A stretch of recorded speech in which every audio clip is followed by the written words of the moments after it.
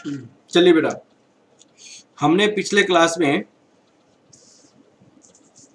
Cost of equity शुरू किया था। कॉस्ट ऑफ इक्विटी, हमने पिछले क्लास में कॉस्ट ऑफ इक्विटी शुरू किया था बेटा।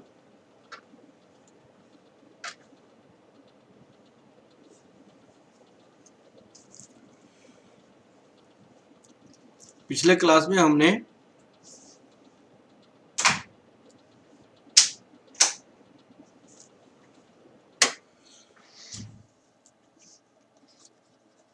कॉस्ट ऑफ इक्विटी शुरू किया था। इसको प्लीज अच्छे से समझिएगा आप लोग। इसमें हमने बताया था कि डिविडेंड प्राइस अप्रोच होता है एक मेथड। डिविडेंड प्राइस अप्रोच, इसमें cost of equity equal to होता है dividend per share divided by market price per share into 100। एक होता है earning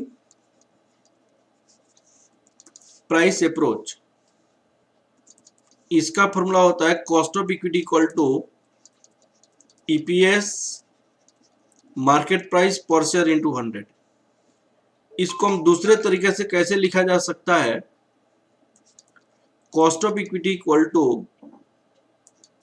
1 upon market price per share. ये जो ईपीएस है वो इसके नीचे आ जाएगा, तो EPS into 100।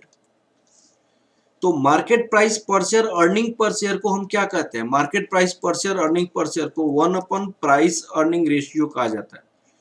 1 upon price earning ratio into 100। 1 upon price earning ratio into 100। एक होता है डिविडेंड ग्रोथ अप्रोच। डिविडेंड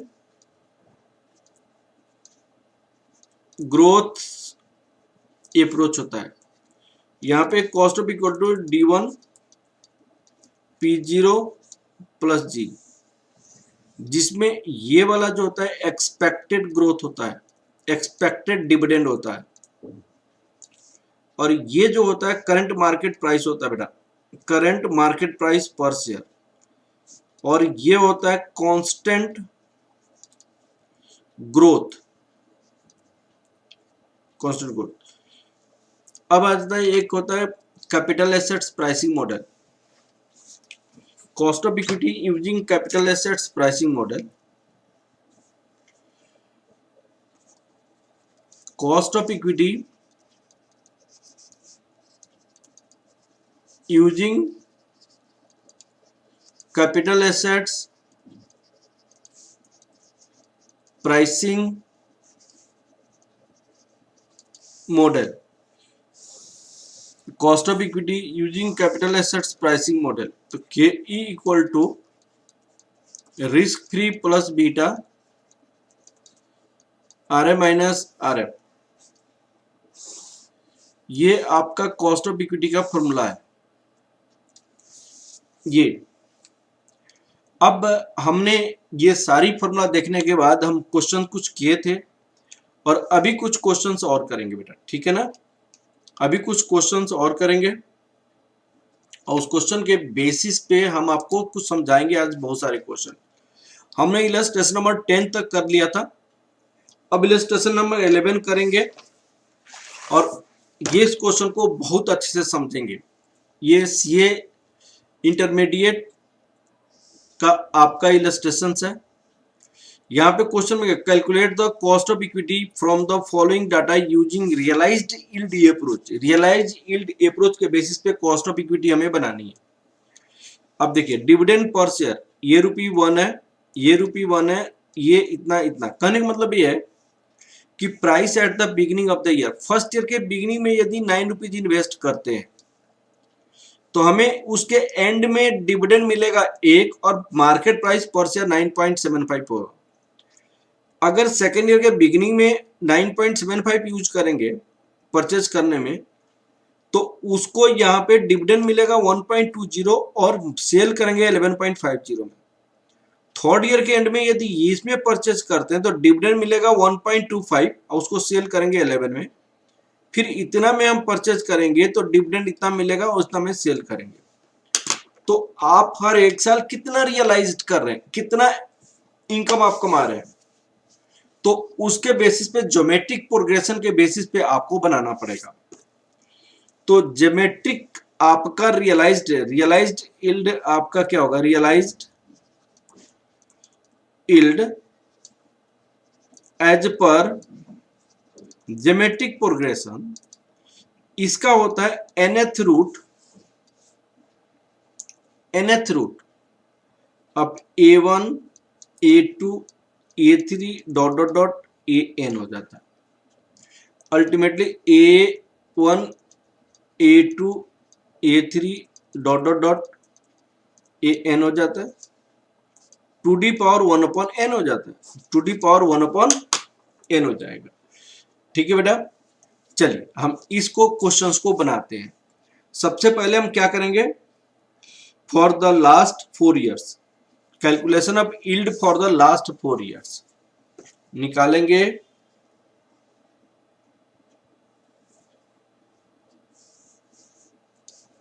लिखिएगा illustration number 4,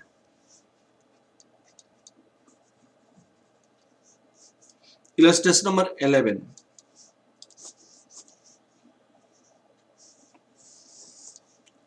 calculation of yield in the last 4 years, calculation of yield in the last 4 years। अब देखिए सबसे पहले 1 plus first one, पहले में हमने इन्वेस्टमेंट कितना किया था, इसका फॉर्मूला होता है D1 P1 divided by P0 into P0, ये फॉर्मूला होता है। तो प्लीज इसको समझने की कोशिश कीजिएगा। हमने आज इन्वेस्ट किया, सुनिएगा, हमने आज इन्वेस्ट किया यहां पे, तो 1 साल के बाद हमें डिविडेंड कितना मिला, 1 साल के बाद प्राइस कितना हुआ। जैसे पहले केस में, फर्स्ट केस में हमने इन्वेस्ट किया था ₹9, तो डिविडेंड हमें कितना मिला था, ₹1 डिविडेंड मिला था, लेकिन इसकी प्राइस कितनी हो गई थी, 9.75 इसकी प्राइस हो गई थी, 9.75 इसकी प्राइस हो गई थी। ये क्वेश्चन में दिया हुआ था, 9.75 इसकी प्राइस हो गई थी। इसके बेसिस पे हम हर एक साल का यील्ड कैलकुलेट करेंगे। अब आपको यहाँ पे कितना हो जाएगा, this equal to 1 plus 9.75 whole divided by 9, 1.1944, 1 plus yield 2 D2 P2 P1, यहाँ पे 1 प्लस 11.50 होल डिवाइडेड बाई 9.75,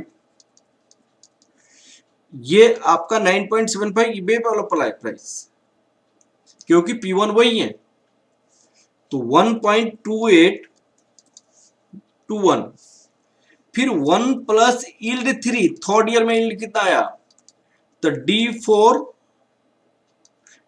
यहां पे D3 है तो आपका 1 है तो D1, ये 1 आपका 0 ईयर है, 2 ईयर का बिगिनिंग, 3 ईयर के beginning, D3 P2 whole divided by P2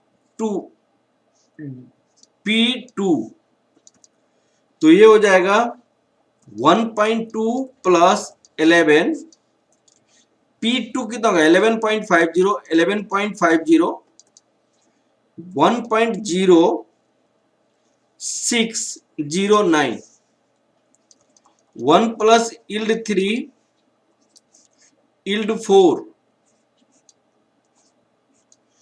D4 P4 P 3, 1.25, 10.60, this is 11, 1.0772, ये आपका यील्ड आ गया। इस यील्ड के बाद ज्योमेट्रिक मीन के बेसिस पे हम इसको कैलकुलेट कर सकते हैं और एक्चुअली यील्ड निकालेंगे हम। कैलकुलेशन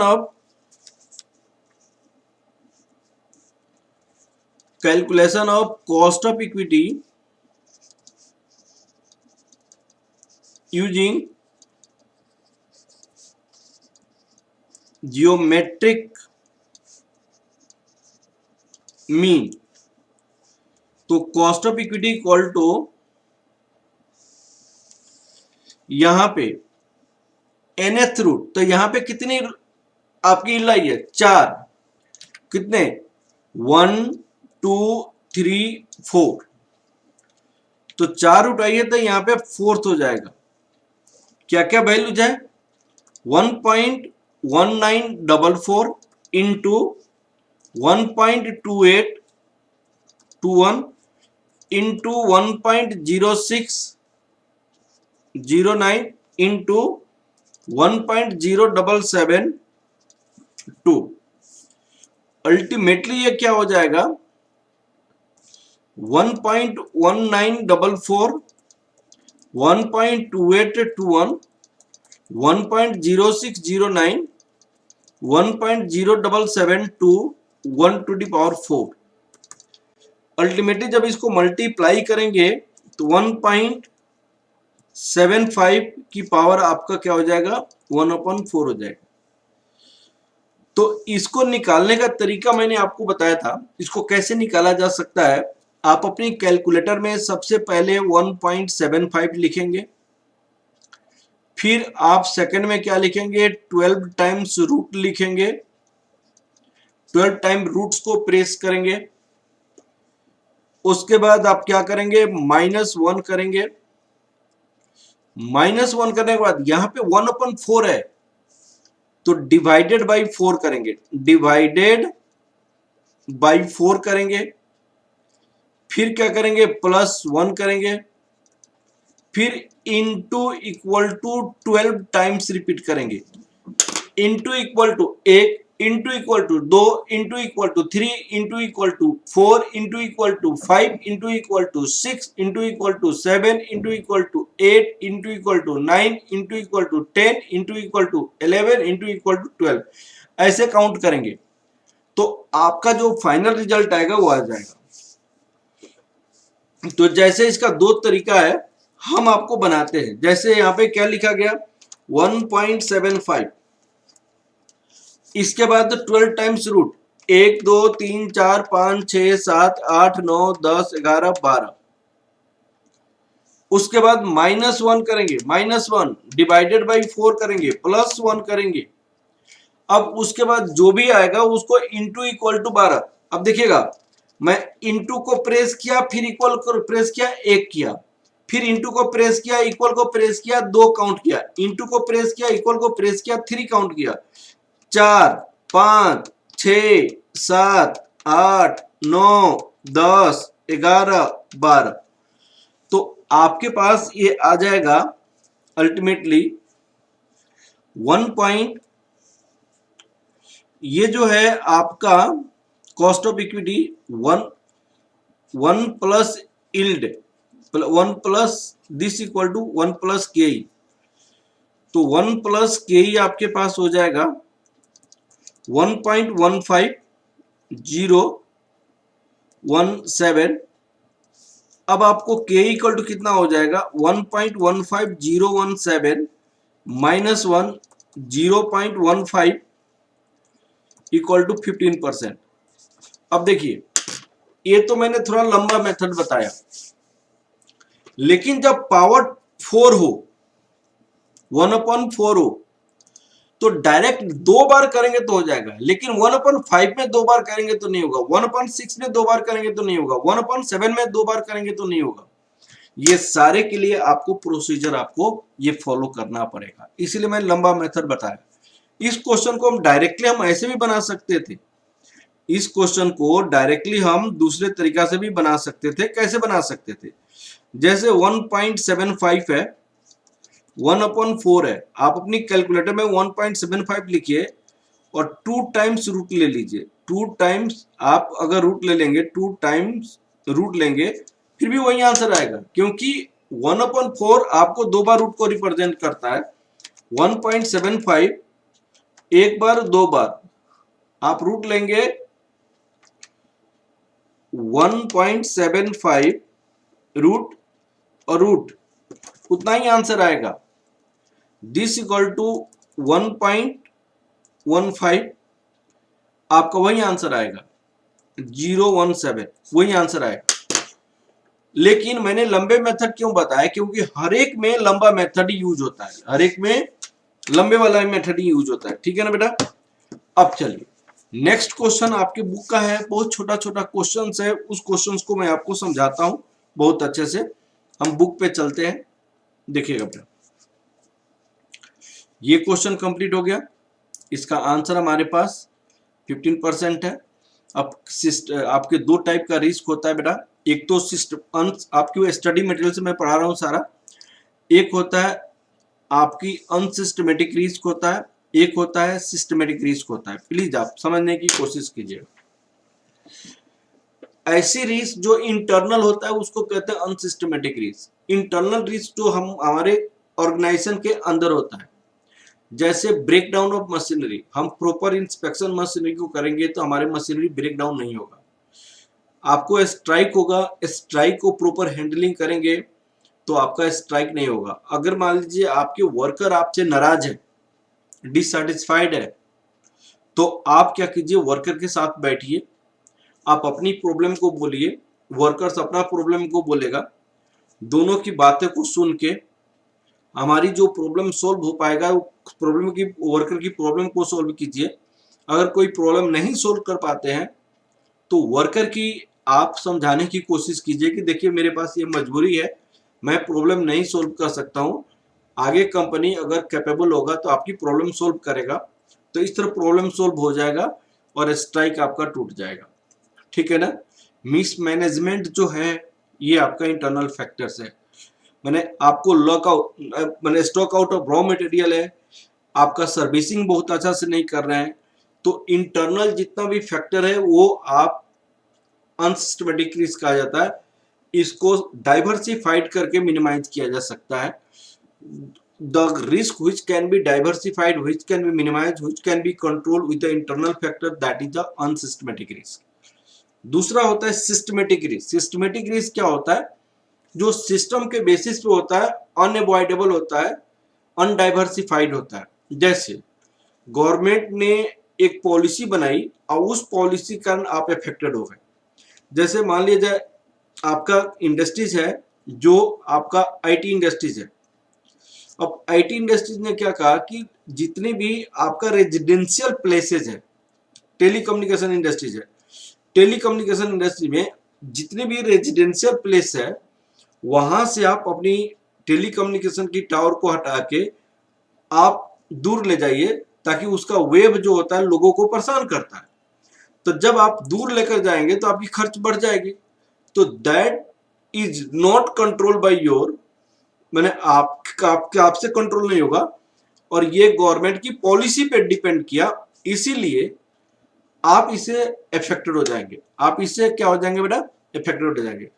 तो उसको सिस्टमेटिक रिस्क कहा जाता है। जैसे इंटरेस्ट रेट गवर्नमेंट ने बढ़ा दिया तो यू विल हैव टू पे high interest rate, export duty increase कर दिया, आपकी करेंसी डेप्रिसिएट हो गया और आपको इंपोर्ट करनी है, तो ये सारी रिस्क को क्या कहते हैं? सिस्टमेटिक रिस्क कहा जाता है, जो एक सिस्टम के बेसिस पे आता है।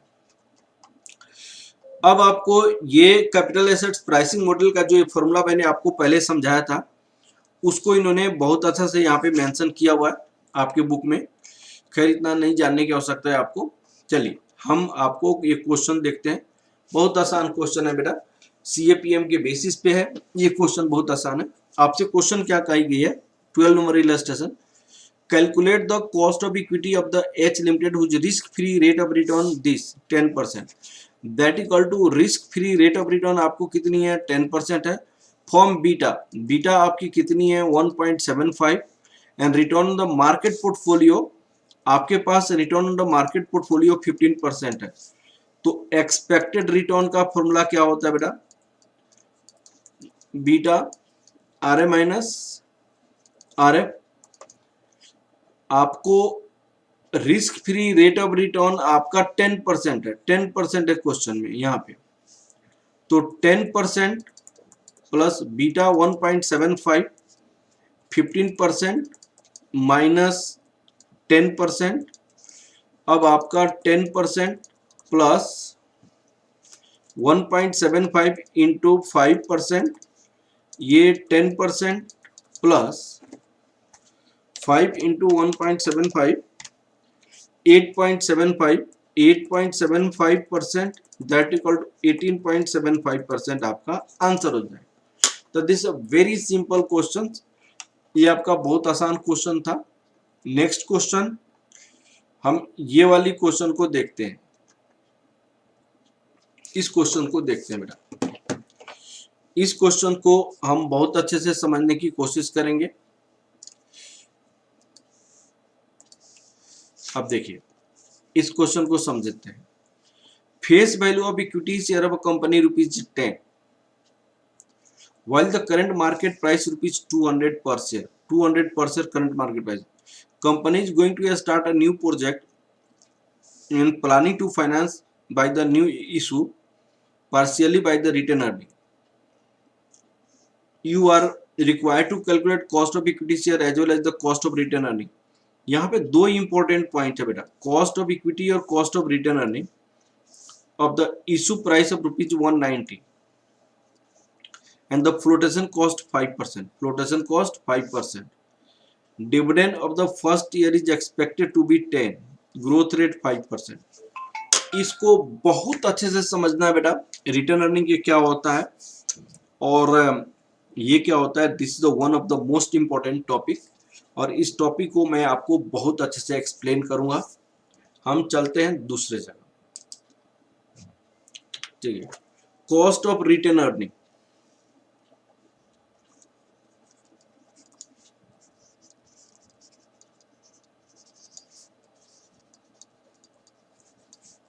And cost of new equity, ये दोनों में डिफरेंसेस क्या है, इसको बहुत अच्छे से समझिएगा बेटा, बहुत अच्छे से समझिए प्लीज। इसको कंटिन्यू करते हैं। Cost of return earning, cost of, मान लिया जाए कि सपोज कीजिए आपको टोटल अर्निंग फॉर इक्विटी,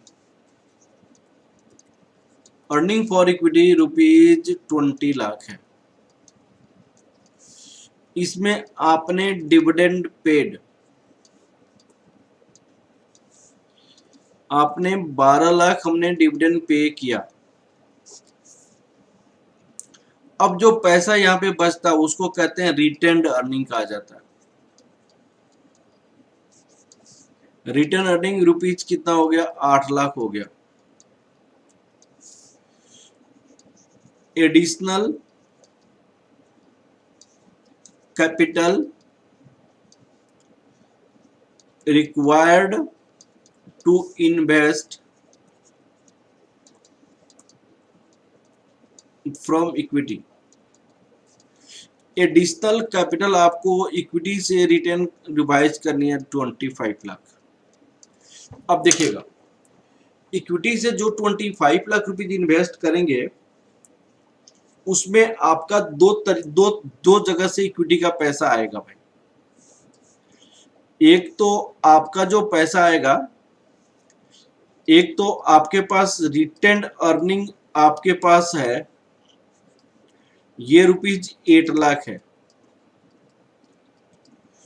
और फ्रेश इक्विटी जो रेज करेंगे आप, यहां पे फ्रेश इक्विटी रेज करेंगे ₹25 लाख आपके पास था,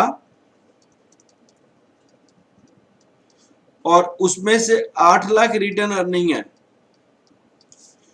तो फ्रेश इक्विटी आपका 17 लाख करेंगे। अब दोनों में डिफरेंसेस क्या है, अब सुनिएगा।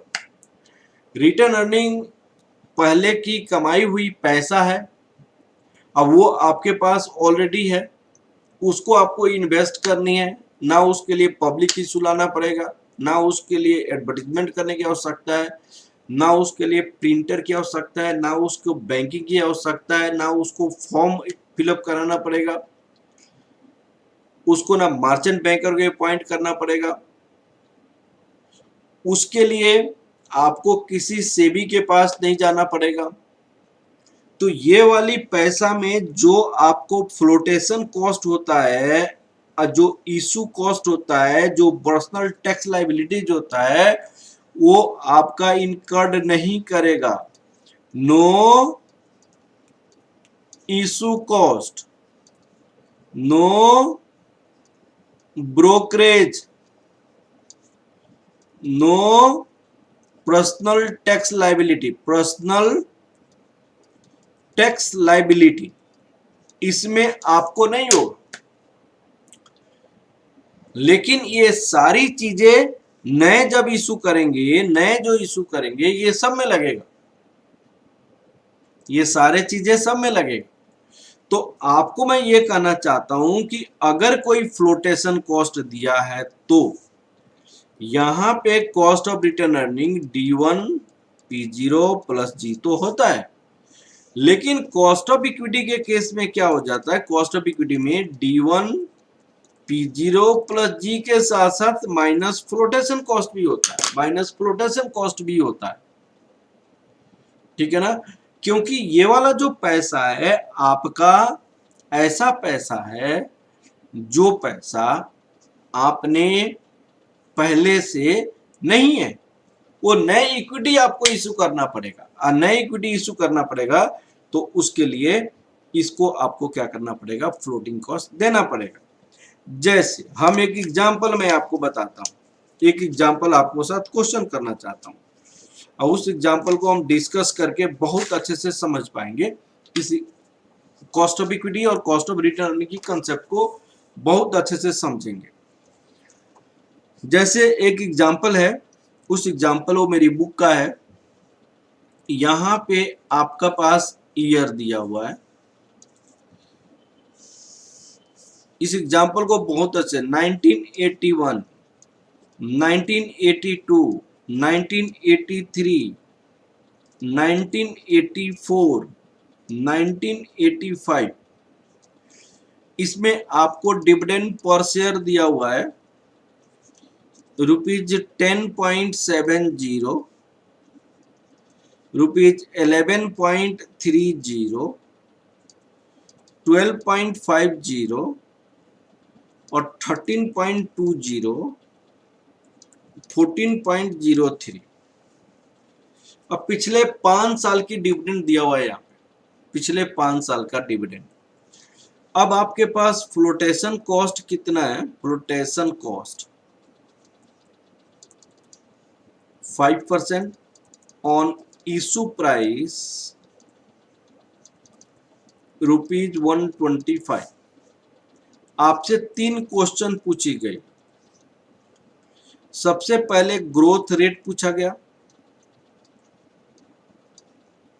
फिर आपसे पूछा गया कॉस्ट ऑफ इक्विटी, फिर आपसे पूछी गई कॉस्ट ऑफ इक्विटी, यहां पे न्यू पूछा गया, कॉस्ट ऑफ इक्विटी न्यू। अब लॉजिक बताइए सर, यहां पे आपको इस दोनों के बीच का डिफरेंस कितनी है, ये दोनों कितनी है, ये दोनों कितनी है, ये दोनों कितनी है ना। तो कितने साल हो गए, 4 साल हो गए, यहाँ पे 4 ईयर हो गया। इसको कहेंगे D0, इसको क्या कहेंगे, D4 कहेंगे, इसको D4 कहेंगे, और इसको क्या कहते हैं, जो सबसे स्टार्टिंग वाले को D0 कहेंगे और सबसे लास्ट वाले को। 4 साल ग्रोथ के बाद आपको D4 हो गया, 4 साल ग्रोथ के बाद आपको D4 हो गया, इसको समझिए। ये आपका D0 हो गया और 4 साल ग्रोथ के बाद ये हो गया, यहाँ पे D0 हो गया और ये आपका D4 हो गया। प्लीज इसको कंसंट्रेट करने की कोशिश कीजिएगा, D0 और D4। अब मैं आपको एक बात बताता हूं, मैंने कहा कि D1 इक्वल टू क्या होता है, D0 1 प्लस जी, 1 साल ग्रोथ। D2 कितना होता है, D0 1 प्लस जी की पावर 2। D3 कितना होता है, D0 1 प्लस जी की पावर 3। D4 कितना होगा, D0 1 प्लस जी की power 4। Dot dot dot dot dot. अगर D5 किया जाए या Dn किया जाए, Dn D0 1 प्लस जी की पावर कितना होना चाहिए, 1 है तो पावर 1 है, 2 है तो पावर 2 है, 3 है तो पावर 3 है, 4 है तो पावर 4 है। तो यहाँ पे n है तो पावर कितना होगा, n होगा। यही तो फॉर्मूला बनेगा आपका, यही तो फॉर्मूला आपको बनेगा कि नहीं बनेगा। dn equal to D0 1 plus G to the power n। क्या ये फॉर्मूला बनेगा कि नहीं बनेगा? हाँ जी सर, एकदम बनेगा। dn equal to D0 1 plus G to the power n, यही फॉर्मूला आपको बनेगा। क्लियर है ना बेटा? अब हम क्या करते हैं, इस फॉर्मूला को यूज करके हम ग्रोथ रेट निकाल सकते हैं, ठीक है ना। अब देखिएगा यहाँ पे फर्स्ट पार्ट का आंसर देखिएगा, calculation of growth rate, growth rate निकालनी है। यहां पे लिखेंगे dn equal to D0 1 plus G की पावर n। तो D4 इक्वल टू कितना होगा, D0 1 प्लस जी की पावर 4। और D4 कितनी है यहाँ पे, 14। 4 साल ग्रोथ के बाद, 4 साल ग्रोथ के बाद आपको कितना है, 14.03। तो हम लिखेंगे यहाँ पे 14.03। D0 आपके पास कितनी है, 10.70। तो यहाँ पे लिखेंगे 10.70। यहाँ पे 1 प्लस जी की पावर 4 और 10.70 1 प्लस जी की पावर 4 इक्वल टू 14.03 और 1 प्लस जी की पावर 4 14.03 डिवाइडेड बाई 10.70। तो कितना हो जाएगा आप, 14.03 डिवाइड 10.7, ये आपका आंसर आ जाएगा 1.3112 और g इक्वल टू कितना हो जाएगा, 1.3112 की पावर 1/4 माइनस 1। अब देखिएगा, इसको दो तरीका भी मैंने जस्ट आपको अभी जस्ट 2 मिनट पहले मैंने बताया था, 2 बार रूट लेके बनाया जा सकता है। एक तो तरीका है कि आप 1.3112 को 12 टाइम्स रूट ले लीजिए, फिर -1 कीजिए, फिर डिवाइडेड बाई 4 कीजिए, फिर आपको +1 कीजिए, फिर क्या कीजिए, इंटू इक्वल टू 12 टाइम्स कीजिए। एक तो ये तरीका है, और क्योंकि पावर 4 है तो आपको 1.3112 लिखिए और 2 टाइम्स रूट कर दीजिए, डायरेक्ट आपका आंसर हो जाएगा। 2 तरीके से मैंने बताया, और ये चीजें मैंने बार बार बताया है, ये चीजें मैंने बार बार बताया है। अगर नहीं समझ आएगा तो आप पूछ सकते हैं मुझसे, आप लोग का जो भी डाउट है आप लोग प्लीज प्लीज प्लीज पूछ सकते हैं। तो यहाँ पे इसको 2 बार रूट लेंगे तो ये कितना हो जाएगा, 1.07 -1 that equal to 0.07। g equal to 7% आपका आंसर हो गया, g इक्वल टू 7% आंसर हो गया, ठीक है। तो फर्स्ट पार्ट का आंसर आपका हो गया कांस्टेंट ग्रोथ 7%। कांस्टेंट ग्रोथ आपका 7% आंसर हो गया। अब आपका सेकेंड पार्ट इसका आइए, प्लीज आप समझने की कोशिश कीजिएगा इसको। सेकेंड पार्ट में क्वेश्चन आपको दो चीजें पूछा हुआ है। सेकेंड पार्ट में आपकी क्वेश्चन पूछी है कि आप बताइए कॉस्ट ऑफ इक्विटी, और थर्ड पार्ट में आपसे पूछी गई है कॉस्ट ऑफ इक्विटी, यहां पे न्यू पूछी गई है। सर इसका मतलब क्या हुआ ये आप मुझे समझाइए। तो सर यहां पे कॉस्ट ऑफ इक्विटी का मतलब क्या होता है इसका, और यहां पे कॉस्ट ऑफ इक्विटी न्यू का मतलब क्या होता है ये, इस दोनों को समझना पड़ेगा। इसका मतलब कॉस्ट ऑफ रिटेन अर्निंग होता है, ये कॉस्ट ऑफ न्यू इक्विटी होता है। रिटेन अर्निंग में फ्लोटिंग कॉस्ट नहीं लगता है सर, रिटेन अर्निंग में फ्लोटिंग कॉस्ट नहीं लगता है, लेकिन कॉस्ट ऑफ इक्विटी जो न्यू होता है उसमें फ्लोटिंग कॉस्ट लगता है। एक कॉस्ट ऑफ रिटेन अर्निंग होता है, कॉस्ट ऑफ इक्विटी न्यू होता है। सर कॉस्ट ऑफ इक्विटी जो न्यू होता है उसमें फ्लोटिंग कॉस्ट लगता है और रिटेन अर्निंग में फ्लोटिंग कॉस्ट नहीं होता है। हमारे पास क्वेश्चन में फ्लोटिंग कॉस्ट दी हुई है, तो भाई यहाँ पे न्यू इक्विटी है cost of retain earning that equal to D1, यहाँ पे P0, यहाँ पे PG होगा, यहाँ पे जो कॉस्ट ऑफ इक्विटी होगा D0 P0 minus F floating cost होगा प्लस G होगा, क्योंकि ये परसेंटेज में दिया हुआ है तो इसीलिए D1 P0 1 माइनस F होगा, परसेंटेज में दिया है तो, या उसको परसेंटेज अलग से निकाल कर बना सकते हैं, प्लस G होगा। ये वाली फॉर्मूला आपको माइंड में रखना पड़ेगा बेटा। जहां पे न्यू बोलेगा वहां पे फ्लोटिंग कॉस्ट है, फ्लोटिंग कॉस्ट प्राइस से डिक्रीज किया जाएगा। फ्लोटिंग कॉस्ट किससे डिक्रीज किया जाएगा, प्राइस से आपको डिक्रीज करना पड़ेगा floating cost. Floating cost you will have to deduct from your price, floating cost you have to deduct from your price. अब आपके पास हम आगे की ओर बढ़ते हैं और आगे की ओर क्वेश्चन बनाने की कोशिश करते हैं। अब क्वेश्चन इन्होंने क्या कहा कि पिछले 5 साल की डिविडेंड दी है, पिछले 5 साल की डिविडेंड दी है।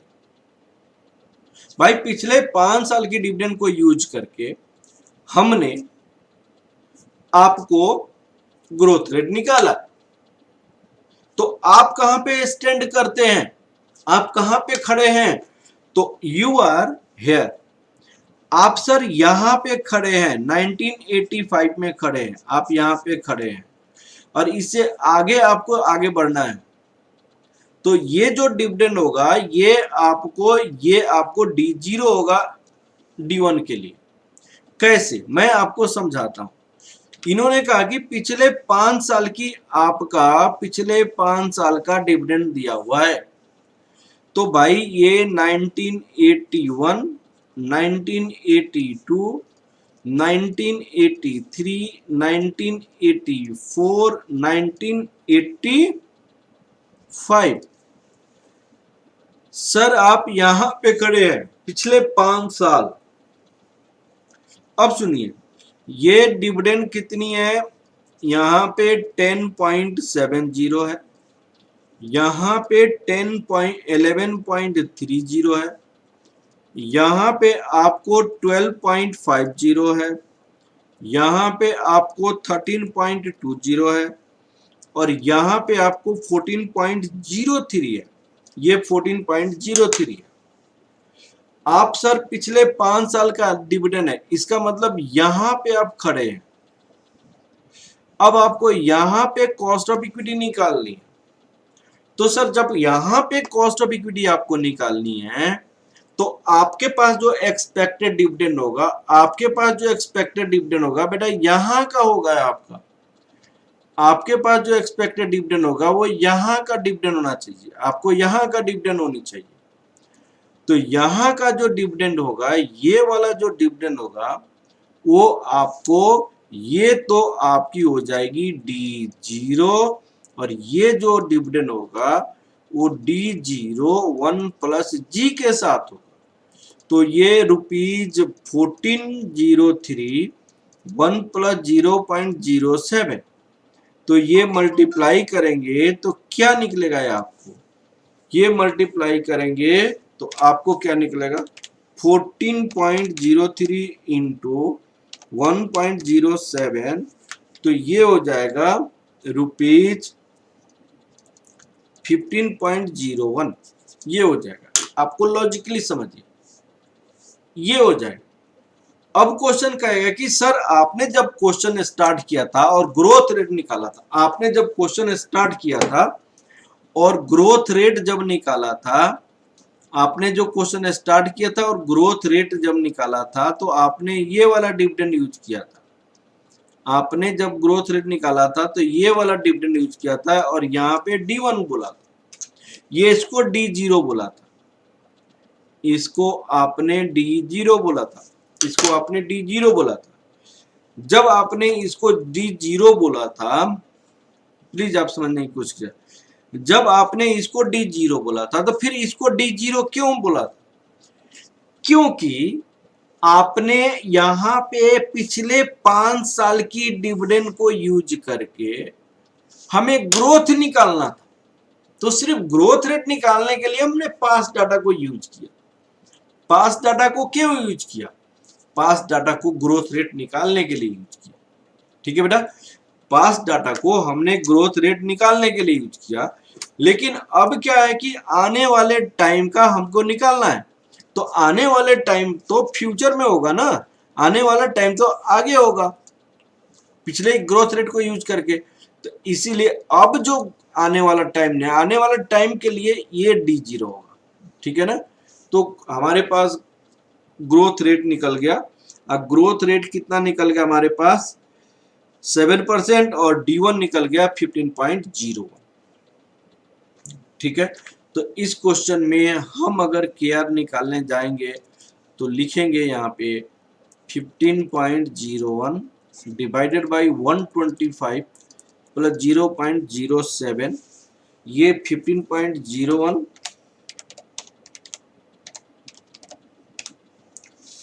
यहाँ पे 0.12 0.07 0.19 that equal to 19%।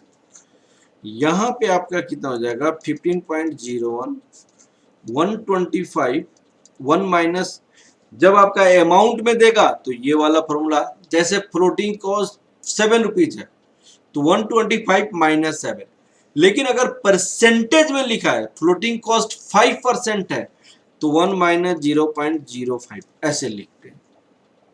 Exact amount में है तो हम रुपी से घटा देते हैं, एग्जैक्ट अमाउंट में है तो रुपी से हम घटा देंगे। अब आपको यहाँ पे प्लस 0.07, अब कितना आ जाएगा यहाँ पे देखिएगा 15.01 125 इंटू 0.095 तो 1118 पॉइंट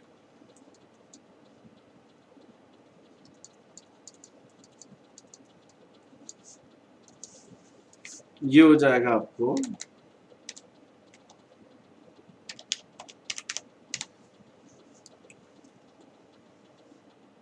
0.1264 1964, ये 19.64% हो जाएगा। तो आपको मुझे विश्वास है कि बहुत अच्छे से आपको समझ आ गया होगा क्वेश्चन। कोई डाउट है तो प्लीज आप लोग अपना क्वेश्चन पूछ सकते हैं। हैव यू एनी डाउट बेटा? Please you can ask your doubts. क्या आप कोई डाउट है बेटा? कोई डाउट नहीं है? चलते हैं बेटा हम आगे की ओर, ठीक है ना। अब हम आगे की ओर बढ़ते हैं। एक बात है, कभी कभी ये फॉर्मूला को जरूर लिखिएगा आप। Sometimes cost of equity is given. मान लो कॉस्ट ऑफ इक्विटी आपका 20% है, ब्रोकरेज आपका 2% है, पर्सनल टैक्स लाइबिलिटी आपको 8% है। पर्सनल टैक्स लाइबिलिटी का मतलब का कॉर्पोरेट डिविडेंड टैक्स जब हम पेमेंट करते हैं, कॉर्पोरेट डिविडेंड टैक्स, उसको हम कहते हैं पर्सनल टैक्स लाइबिलिटी। मैंने शेयर होल्डर को डिविडेंड दिया और शेयर होल्डर अपने ओर से वो टैक्स पेमेंट कर रहा है, that is a personal tax liability. तो उस केस में आपसे क्वेश्चन पूछा जाएगा calculate cost of retain earning, calculate cost of retain earning, तो that equal to K R. तो के आर इक्वल टू जो होता है कॉस्ट ऑफ रिटेन अर्निंग,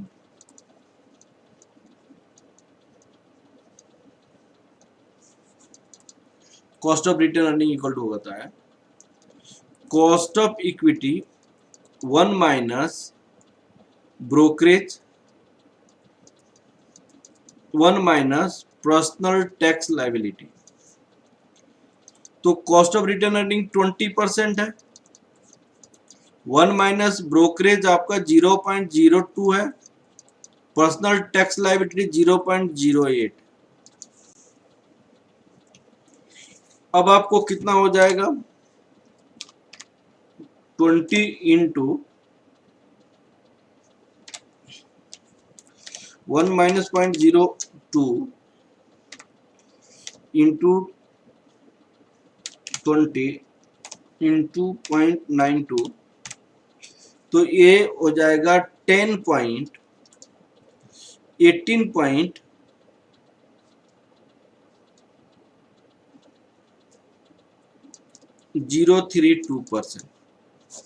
18.032% आपका आंसर हो जाएगा। मुझे विश्वास है कि ये सारी कंसेप्ट आपको समझ आया होगा। रिटर्न अर्निंग की कंसेप्ट, रिटर्न अर्निंग के साथ साथ आपको पर्सनल टैक्स लाइबिलिटी वाली पॉइंट ये बहुत अच्छे समझ आएगा। फ्लोटिंग कॉस्ट किस केस में यूज करेंगे, किस केस में नहीं यूज करेंगे। अब छोटी छोटी क्वेश्चंस आपके बुक में दिया हुआ है, उस क्वेश्चन को हम आपको डिस्कस करते हैं, ठीक है ना बेटा। चलिए हम आपके बुक की क्वेश्चन देखते हैं। चलिए, तो ये वाला क्वेश्चन था। इस क्वेश्चन में आपको फेस वैल्यू, क्वेश्चन को फिर से पढ़ते हैं बेटा। Face value of equity share of company ₹10 है, while current market price is ₹200 है। यहाँ पे मार्केट प्राइस आपको कितनी है, ₹200 है। Company is going to start a new project and planning to finance its partially by the new equity. New issue बोला है, न्यू इशू मैंने नए इक्विटी। तो यहाँ पे कॉस्ट ऑफ इक्विटी यहाँ पे जब न्यू होगा तो D1 P0 minus floating cost होगा, minus floating cost plus G. जब न्यू होगा तो minus floating cost plus G होगा। फिर यहाँ पे क्या बोला, as well as cost of retain earning.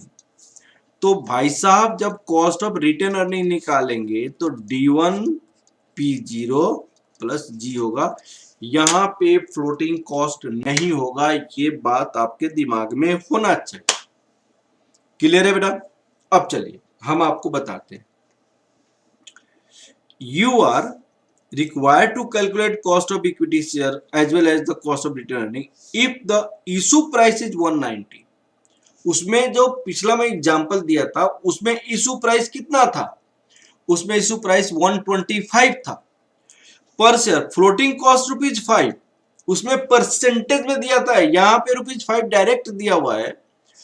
Dividend at the end of the first year, dividend भी आपको निकाल के दिया हुआ है, ₹10 है। ग्रोथ रेट 5% है। तो यहाँ पे हम कैसे लिखेंगे, यहाँ पे डायरेक्ट लिखेंगे एक्सपेक्टेड डिविडेंड 10 190 माइनस 10 प्लस 5% 0.05। यहाँ पे क्या लिखेंगे 10, हमारे पास इशू प्राइस नहीं, डायरेक्ट मार्केट प्राइस दिया हुआ है, मार्केट प्राइस 200 दिया हुआ है। तो यहाँ पे 200 प्लस ग्रोथ रेट 5%। अब बताइए क्या आपको बनाने में कोई दिक्कत होगा बेटा, मुझे नहीं लगता कि आपको कोई दिक्कत होना चाहिए, मुझे नहीं लगता कि आपको कोई दिक्कत होना चाहिए। आप एकदम अच्छे से कर सकते हैं, मुझे विश्वास है कि आप लोग अच्छे से कर सकते हैं। आप बताइए, कोई डाउट है तो प्लीज प्लीज प्लीज मुझसे बात कीजिए बेटा। कोई डाउट है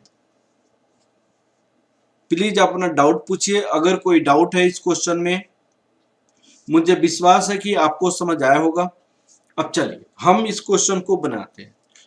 इस क्वेश्चन को 10 180 प्लस 0.05, यहां पे कितना हो जाएगा? 10 डिवाइड 180, 0.055 प्लस 0.05 प्लस 0.05, ये हो जाएगा 10.55%, 0.1055, दैट इक्वल टू 10.55% आपका आंसर हो जाएगा। यहाँ इस केस में आंसर कितना होगा? 0.05 0.05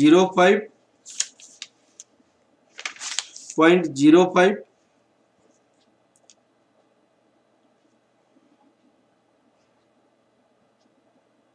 फ्लोटिंग कॉस्ट यहाँ पे 5 रुपीज है बेटा, 5 रुपीज है, 5 रुपीज से बनेगा एक question. Floating cost actually 5 rupees है, यहाँ पे 5 रुपीज है, मैंने 10 रुपये माइनस किया था, तो यहाँ पे 185 होगा। एक्चुअली ये कैसे होगा?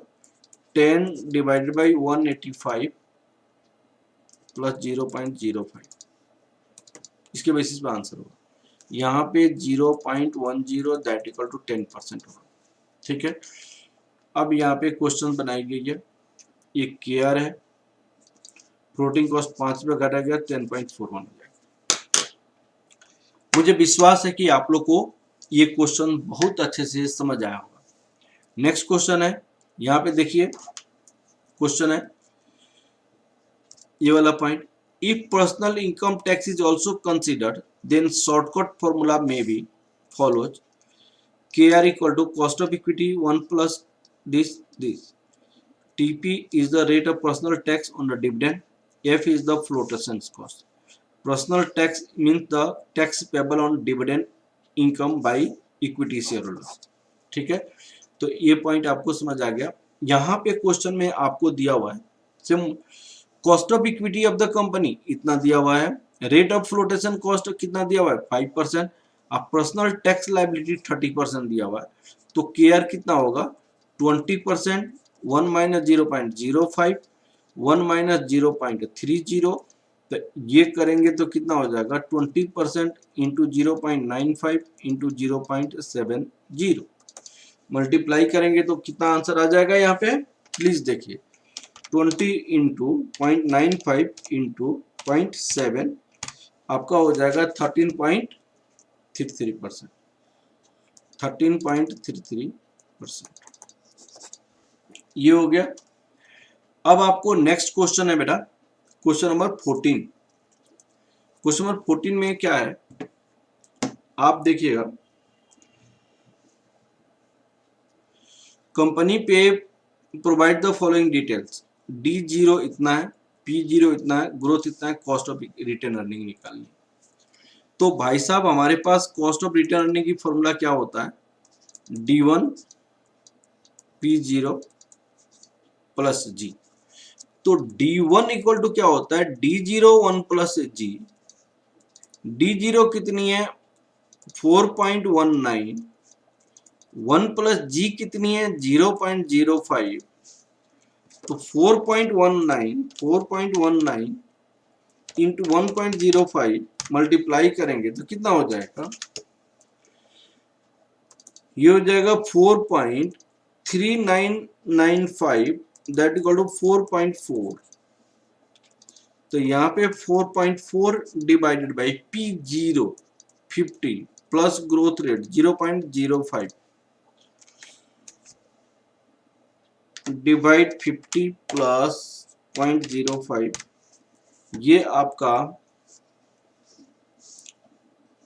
0.0 13,799 दैट इक्वल टू 13.8% आपका आंसर आना चाहिए। 13.8%, तो ये 13.8% आपका आंसर है। ये वाली क्वेश्चन देखिए, एक्सक्यूज मी, ये वाली क्वेश्चन को देखिए बेटा। ABC company provides the following, ABC company provide the following details. Risk free rate of return आपको 7% है, बीटा आपका 1.20 है, R A minus R F है। तो आपको क्या नहीं, calculate the cost of return earning as per CAPM. तो cost of return earning as per CAPM, CAPM का मतलब capital assets pricing model, capital assets pricing model. तो ये फॉर्मूला आपको के ही होता है,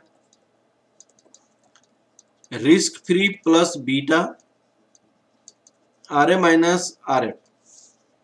तो रिस्क फ्री कितनी है, 7% है, बीटा 1.20 है, R A minus R F आपको 6% दिया हुआ है। तो कितना हो जाएगा आपको, 6 इंटू 1.2 प्लस 7, आपका 14.2% आपका आंसर हो जाएगा। 14.2% आपका आंसर हो जाएगा। ठीक है, आप देखिएगा 14.2%। Effective interest rate of definition, ये सारे application, weighted average cost of capital, ये सारी चीजें आपको दिया हुआ है। Market value weights. ये जो क्वेश्चन है इलस्ट्रेशन नंबर 16, ये बहुत ही कंसेप्ट बेस्ड क्वेश्चन है। इसको हम नेक्स्ट क्लास में समझाएंगे और नेक्स्ट क्लास में बहुत अच्छे से इस क्वेश्चंस को करेंगे, क्योंकि this is one of the most important concept. And पहले मैं कंसेप्ट समझाऊंगा और कंसेप्ट समझाने के बाद इस क्वेश्चंस को कंप्लीट करेंगे। ठीक है ना बेटा। First we will make the concept of this questions and thereafter we will solve it. Okay okay, thank you बेटा, थैंक यू। आपको कोई भी डाउट्स है प्लीज अपना डाउट्स पूछ सकते हैं बेटा। If you have any doubts then please ask your doubts. ठीक है बेटा, प्लीज प्लीज प्लीज अपना डाउट्स आप पूछ सकते हैं। ठीक है बेटा, प्लीज अपना डाउट पूछे। आपको कोई डाउट है बेटा, प्लीज आस्क योर डाउट।